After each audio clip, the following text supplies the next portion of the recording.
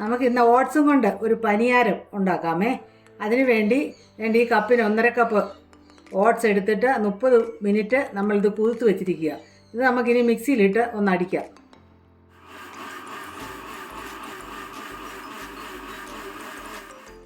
Oats അരച്ചിട്ടുണ്ട്. നമുക്കിത് പാത്രത്തിലേക്ക് ഒഴിക്കാം.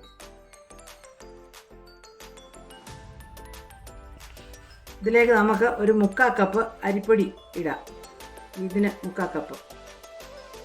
അതിൻ്റെ കൂടെ ഒരു 1/4 ടീസ്പൂണ് ഉപ്പ് പൊടി അങ്ങോട്ട് ചേർക്കാം. കൂടെ തന്നെ ഒരു 1/4 ടീസ്പൂൺ ജീരകം. അതിൻ്റെ കൂടെ ഒണിയന്, വലിയൊരു ഒണിയന് ചെറുതായിട്ട് അരിഞ്ഞത്, ക്യാബേജ്, ക്യാരറ്റ് എല്ലാം ചെറുതായിട്ട് അരിയണേ. ഒരു വലിയ പച്ചമുളകായിരുന്നു, ഒരു പച്ചമുളക്. എരിയുണ്ട് അതിന്, അതുകൊണ്ടാണ് ഒരു പച്ചമുളക് ചേർത്തേക്കുന്നത്. ഒരു ചെറിയ കഷ്ണം ഇഞ്ചി, അതും ചെറുതായിട്ട് അരിഞ്ഞത്. ഇനി ഇതെല്ലാം കൂടെ നമുക്കൊന്ന് മിക്സ് ചെയ്യാം. ഒരു 1/4 ടീസ്പൂൺ മഞ്ഞൾപ്പൊടി നമുക്ക് ചേർക്കാം. ഇനി നമുക്കിതെല്ലാം കൂടെ ഒന്ന് മിക്സ് ചെയ്യാം.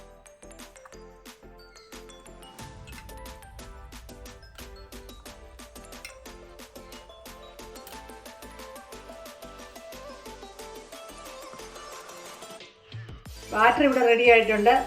ഈ രീതി വേണം ഇതിൻ്റെ ഇത് നമുക്കതിന് പനിയാരത്തിനകത്തോട്ട് ഒഴിക്കാൻ വേണ്ടി.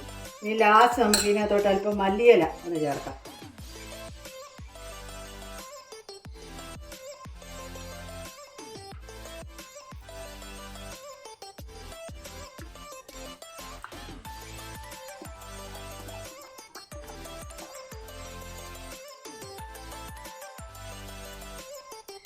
പനിയാരം ഇവിടെ ചൂടായിട്ടുണ്ട്. നമ്മൾ അതിനകത്തോട്ട് ഒരല്പം നെയ്യ് അങ്ങോട്ട് ഒഴിച്ചു കൊടുത്തേ.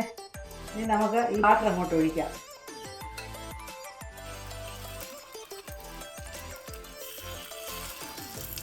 നമുക്ക് ഓരോന്നിനകത്തോട്ട് കുറേ അങ്ങോട്ട് ഒഴിക്കാം.